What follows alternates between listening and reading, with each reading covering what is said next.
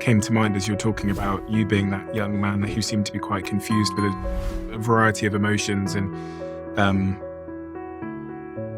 less experience about what the correct outlets were for those emotions. You said recently, in fact, one of the big things I've been worried about recently is young men and how angry they've become, how alone they've become, how isolated they've become, and then ironically, how they've turned that anger, isolation into a community. There's a couple of words there that seem to fit the shoe that would go on your foot: anger, isolation, as a young man, loneliness. Can you relate to what young men are going through in the sort of modern world today? Because the stats on young men are quite shocking. Yeah. The mental health stats, the suicidality stats, the depression stats, the stats around purposelessness. Mm-hmm. And I wanted to know how you're looking at young men today. I get asked all the time by people that listen to the show. They say they've got a young son and the son is struggling. They don't know who they are, where they belong, what their purpose is. How to make friends is a big one. What are you seeing when you look out into the world, the state of young men? So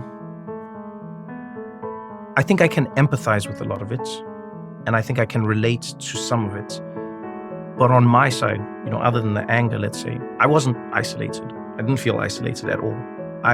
Because I got to play with other kids, and because I was with other kids, and because I had my cousins and everybody, I never felt isolated, So even when I was talking to you about my grandmother, I think you used isolated, but I didn't, because I genuinely never perceived it as that, because I was in the home with people.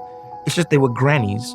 So do you get what I'm saying? So I didn't feel like isolated in that way.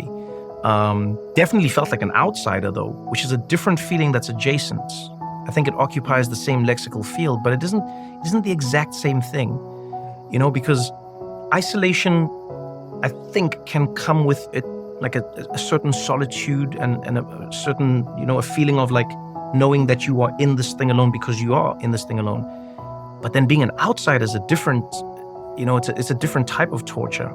And I think that's maybe what a lot of men are experiencing that I can relate to. I think for a long time, we've lived in a world where we've told people what they're supposed to do, how they're supposed to do it, and it was sort of easily realized, right?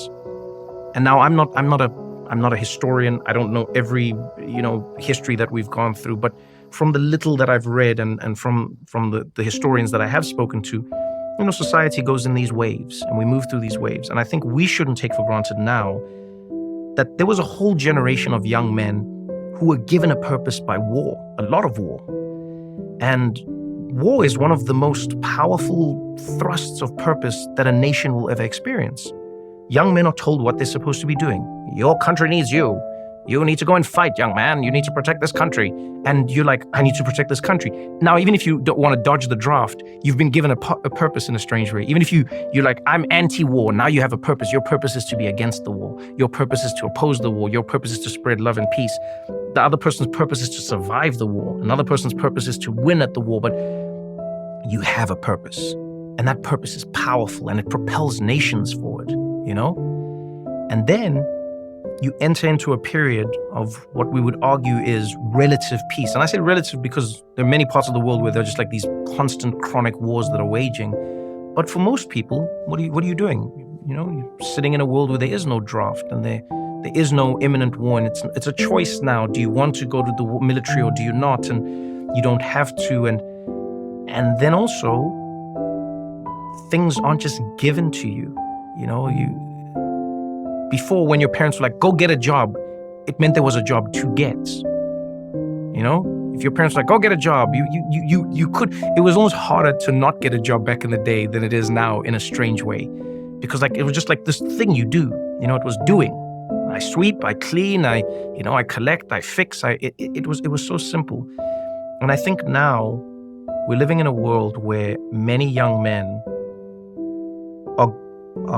are experiencing a purposelessness because it's sort of like not laid out in any way, shape, or form. And I think we've created such a narrow scope of what people can do or can't do, or like we've rewarded so few things that I think we've exacerbated the problem.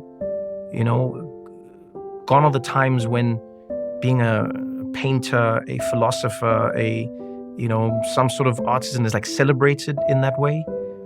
Gone are the days where skills are passed down from generation to generation, and it seems like that's less and less becoming a thing. And from what I've been told, a lot of it can be tracked back to like industrialization and this consolidation of manufacturing.